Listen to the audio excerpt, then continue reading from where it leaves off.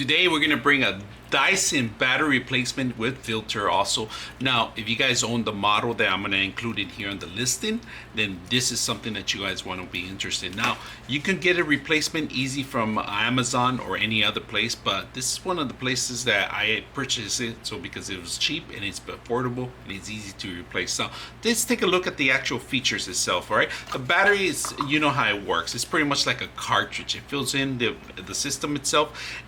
When it makes contact, it does tell you how much battery life it has. Now on the filtering system, these are easy to replace. It's just pretty much removing the old one and setting up the new one. But this is the exact model as the other similar as Dyson sells, all right?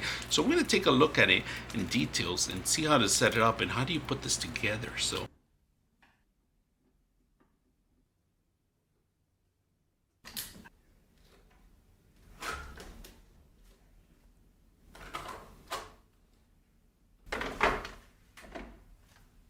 So this is the actual filter of the system.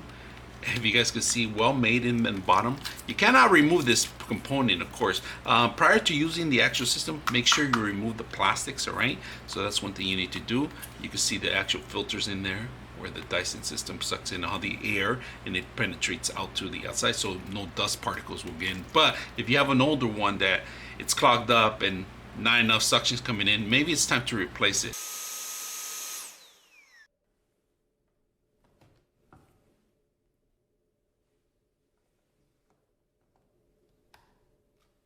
Very simple products. Just wanted to bring them up to you guys so you guys can see it. I hope you guys enjoy the video.